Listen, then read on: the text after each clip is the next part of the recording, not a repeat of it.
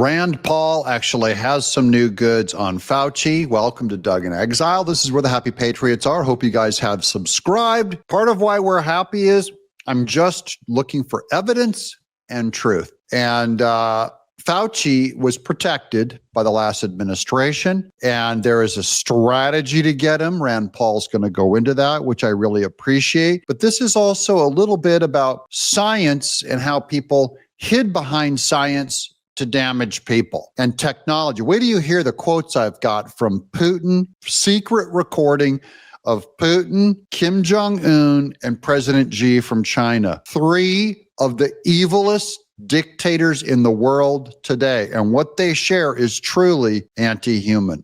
This is going to be a little bit spooky, so I thought I'd start with a happier note with Rand Paul after Fauci. We've gone through tons of previously unreleased data on Anthony Fauci. So this is new information, guys, not old. People say, oh, there'll be no arrest, blah. He's going to explain why there's been no arrest. And we have big revelations, actual news we will be dropping in the coming weeks. All of this news, by the way, will be completely wiped out by the Democrats as they continue to push the Epstein files. That's how media works. How well will this story stick? Democrats can instantly make any story go away. All they have to do is bring up Epstein. That's what they're trying. That's what they're piloting today, is that they're going to, because they've lost their power in the news cycle. So they have to get that power back. They don't have as much power in actual broadcast strength. So instead they go for a powerful story full of scandal. And they've got a lot of Republicans joining them. 4 Republicans have voted for this bill to release more Epstein files. And who did they sucker into it? Thomas Massie. They got Margie Taylor Greene. They got Nancy Mace. And they got Boebert. They can't get any of the other Republicans so far. And I'm praying and hoping they don't get them to open up this giant distraction. Notice that Rand Paul, who's usually very close to Thomas Massie, is not pushing releasing the Epstein files. He's staying on the Fauci trail, which is actually something actionable and real news that the Democrats want to keep hidden. Here's Rand Paul on CNBC today. No, I wanted you to come on in July, and I told you, and this was after you once again renewed a criminal referral for Anthony Fauci. This is something I've been talking about a lot because I saw the smoking gun of him trying to get his colleagues to all say there's no way this was a lab generated virus. And there's a very good reason for him to have done that after he knew full well that the United States had funded some gain of function research. And it was okay. We funded through Fauci illegally the gain of function research. So he had a reason. Fauci himself had a reason to come out and say it came from a wet market, not a lab, though both the wet market and the lab were in Wuhan, China. Walking and quacking, and it had web feet, and everybody knew. And that was, I think that deserves who cares what I think. But what are the chances that he's held to account someday at this point? That's my chat too, going, will he be held to account? Some people think, oh, nothing will ever happen to him. Nothing will ever happen to him. It's entirely possible nothing will ever happen to him, but not because of a government cover-up, not because the Trump administration will cover it up, not because Rand Paul will cover it up, just because it's very difficult to pin someone down. And Rand Paul is going to talk about the number one obstacle that's keeping us from being able to go after Fauci. Can you guess it? See if you can guess. Make your guess in your mind. Yeah, big question is the Autopen, whether Autopen pardons are constitutional or legal or lawful. Ding! We've done shows on this. I think that all the pardons and executive orders, especially the ones during the last 4 or 5 months of the Biden administration, I think they're all in peril. So then it could be that the pardoning of, for example, Dr. Anthony Fauci is not legitimate. Exactly. That's correct. Okay. Because this could lead you into all sorts of other investigations. Absolutely. I mean, the fact that there's a letter from the Merrick Garland Department of Justice to the White House saying, you can't use the Autopen on legal documents, and they continued to do it thousands of times after that, like they were in a mad dash going out the door. What some people would say, burning it down on the way out. I think that's even more evidence that would suggest that the overuse of that Autopen probably wasn't the best legal route for the Biden administration to go. Wow, that is incredible. That's why we focus so much time on the Autopen. As I said in a couple of videos ago, Autopen is the key because Fauci got a pardon for his years during that period. Biden gave the dates. So you have to go back and unravel. Rand Paul's got it. And you just now told you the strategy. Are the pardons under the Autopen constitutional? So this is going to have to go up to the Supreme Court. We do know that when President Obama first signed a law about Autopen, when he came back from his trip to India, he quickly did sign it in person to make sure it was seen as being legitimate. So I think there is some question there. I can tell you that we are pouring through millions of bits of data on Anthony Fauci. There will be a subpoena in short fashion, and there also will be news. There will be a subpoena. There's millions of documents they're going through. Why have there been no arrests? Why has nothing happened? Number one, the Autopen.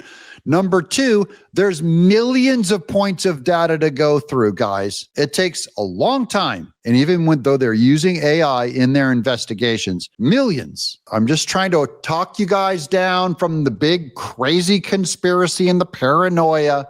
And there also will be news in the next week or two about things that we have found from poring over the records. There's going to be significant revelation about Anthony Fauci in the next week. So he knows something already. There's going to be a significant revelation about Fauci in the next week. So he's not saying there might be, we're looking into it. He says there will be, so it's coming. And a subpoena is coming from everyone around Fauci who may not have gotten a pardon. And in fact, though Fauci has a pardon, he still has to come in and be subpoenaed. He still has to answer questions. You're not allowed to not answer questions. You just cannot be arrested if that pardon sticks. Okay. What do you make of the new of RFK Jr. and some of the new rules and some of the new developments we've seen with vaccine? That's what I think one of the downfalls of vilifying Anthony Fauci too much is that it plays into some of the some of the people that are total anti-vaxxers, which I don't know if that's there's somewhere in the middle. Isn't there right. in the way we conduct policy? So this is a great accusation, a great kind of where the debate's at. He's afraid of going after Fauci too much because it plays into the anti-vaxxer's hand, which is RFK Jr. RFK Jr., who swore he would not attack vaccines, that he has no interest in going after them back when he was being considered for the head of Health and Human Services. And now that he's in Health and Human Services, he's doing a lot of work to undermine all vaccines. Okay. I'm not saying he's an anti-vaxxer. I'm not jumping on a dog pile. You guys have heard me. Overall, I'm thrilled that RFK Jr. is in that position. I think the people that claim to be pro-science before him, who may have been pro-vaccine, were far more deadly to people than RFK Jr. Remember, they're the ones that launched all of the COVID restrictions. They're the ones that had the war on ivermectin. They did all of their own personal claims of what was dangerous and what was not, and they were only wrong about it. So, in fact, I'm going to go into real quick. I just want to show you this. We'll get back to Rand Paul. Hold on, because I want him to answer that on how anti-vax is Rand Paul. We'll find out. But first, right now, I don't know if you know this or not, but I'm going to tell you. RFK Jr. is being absolutely hunted. They want him to resign for his stance against the mRNA vaccine and many other vaccines. Here's Charlie Kirk. The pressure campaign to remove RFK Jr. has been ratcheted up as a 1,000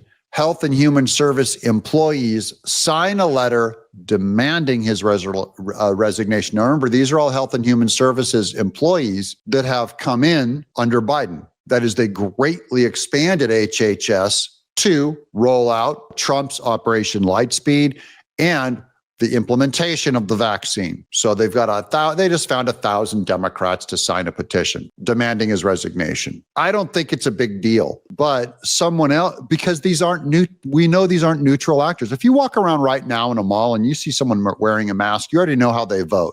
I look at them, I go, oh, I get it. You're a Democrat. Okay, you're wearing a mask.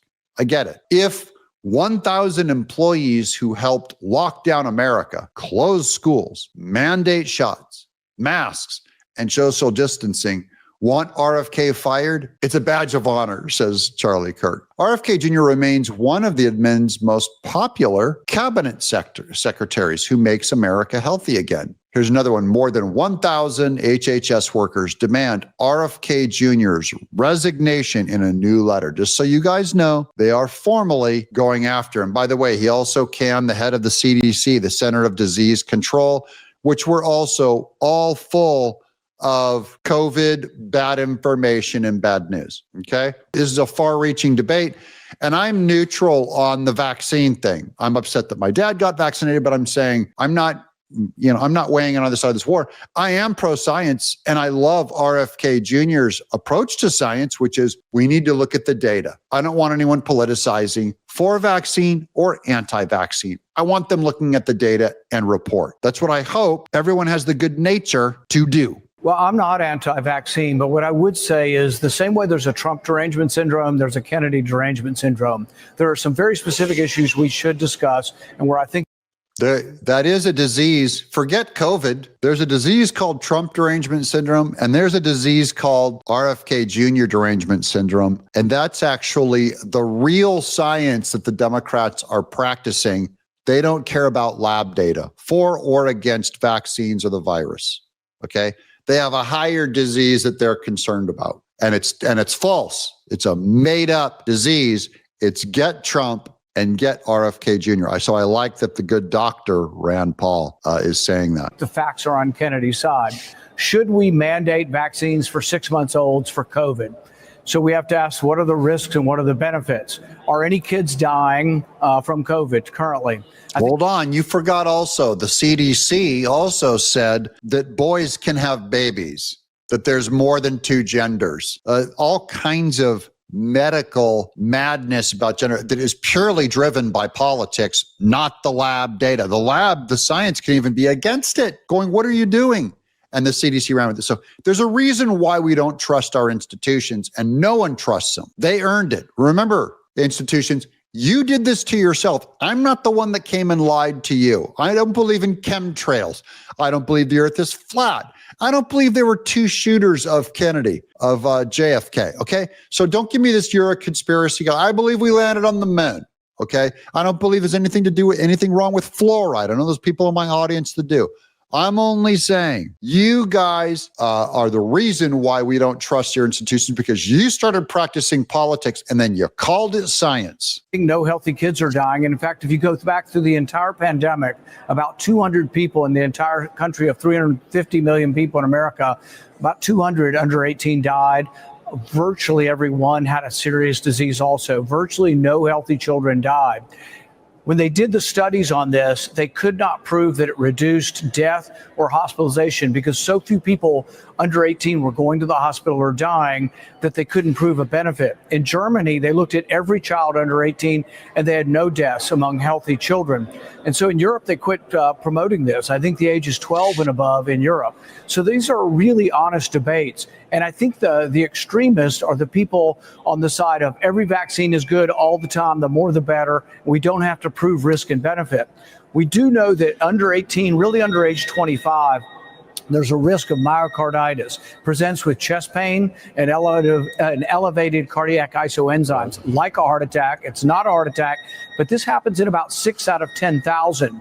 That's a small number from the COVID vaccine, but what is the chance of death? It's smaller than that. So you should be presented with these facts and given. If the chance of death with the vaccine, again, I'll let him talk the science. I'm only saying the Center for Disease Control, the Health and Human Services, he can easily defend RFK Jr. We all want science. I don't want RFK Jr.'s opinion running the day any more than I wanted the Democrats' opinion running the day. I want the science. Give us the risk factor. Give us the information, people. Now, here's some terrifying information. This one spooked the living daylights out of me. This is new. A hot mic picks up Russian. This is Putin, President Putin, China's President Xi Jinping, talking about organ transplants and living 150 years or more. Okay, and look, and this is Kim Jong. I don't know why in the world are we letting them? I mean, I guess you have to let them do this, but this is the spookiest meeting of America's dictators. And this is why Trump was trying to pull Putin in and say, Putin, come on the side of peace. He's trying to pull him away from China and North Korea. And we've kind of failed at that. But remember, he's not going to demonize Putin and say we're at war with him. He'll definitely have to go ally with China and North Korea. Okay, I'm going to get off screen here. Okay, this is Z in Mandarin. Translator in Russian. Earlier, people rarely live to 70. But these days, at 70 years, you are still a child. Hey, my audience who are 70-year-olds, how many of you would morally be okay with taking an organ from a Uyghur prisoner in a concentration camp in China if you got to live longer than 70? Hey, I'm 59. And remember, God numbers our days, not these laboratories. If it's my time to go tomorrow, I'll get hit by a car and I'll go home tomorrow. If it's my time to go home when I'm 70, 80, 90, 100, this terror of death, by the way, comes with the fall. If you don't believe your heart's right before the Lord, you'll be absolutely worried and terrified. Paul said, absence of the body, presence with the Lord. When I go home, I will be at complete peace.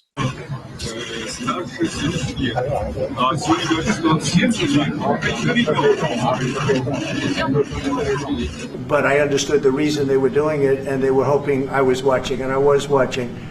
My relationship with all of them is very good. We're going to find out how good it is over the next week or two. We helped China very much, as you know, when they talk about freedom. And I don't believe that, and maybe I'm wrong, I hope I'm wrong, but I don't believe that America, that the United States was acknowledged for helping China to gain its freedom.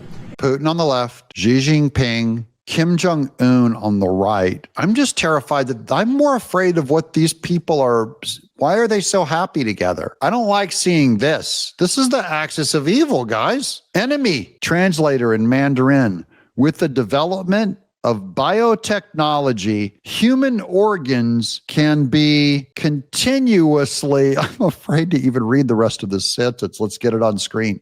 Human organs can be continuously transplanted, and people can live younger and younger and even achieve immortality. Is that God's plan? These are three. This is Xi Jinping, communist China, godless communism. Younger and younger, you can keep transplanting heart, maybe brain. Maybe Xi Jinping has a different brain.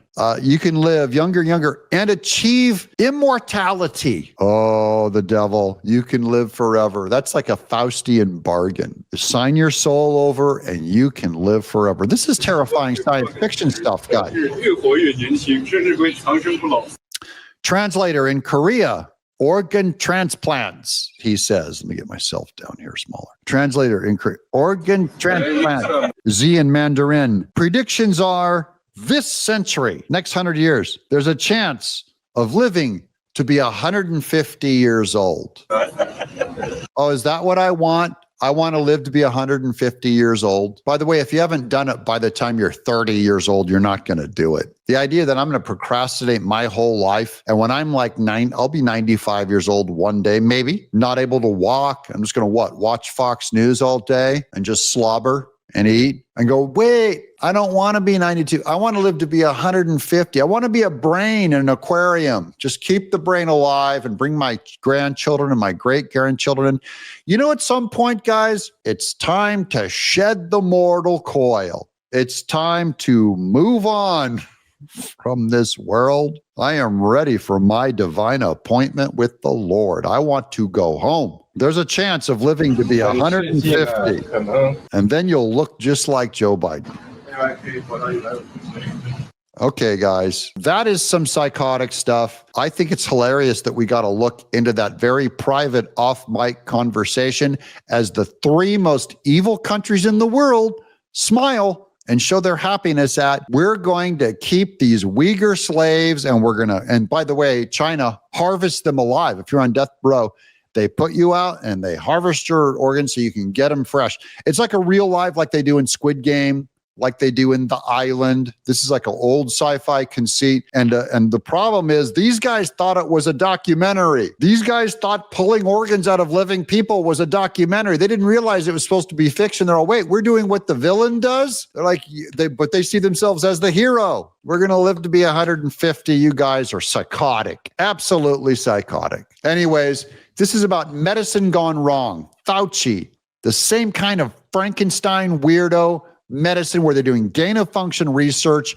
We're funding it in China. Fauci, who let all the flies go into, would torment, go into beagle puppies' eyeballs and eat them out. Fauci did that. This is Frankenstein madness. If you fear hell, if you fear judgment, if you fear death too much, you'll just go, I'll take any Band-Aid. I'll take your life. I'll take an embryonic stem cell. I'll take yours and yours. Just give it to me. Or in Blade Runner, I want more life is what, the clone said. I want more life at all costs. I want the fountain of youth. I want to live younger. I want Botox. I want the surgery to look like I'm 20 and boobs like a 22-year-old. I want my pectoral implants. I want muscles put in. I want to look young. I want my bags under my eyes to be, can you just make it look like I'm 14 again? I can go to church and go, guys, look, I'm young. Young people look like this. I want the Dolly Parton look. Oh, guys, death is a friend I've yet to meet because I get to go home to the Lord. I'm Doug in Exile.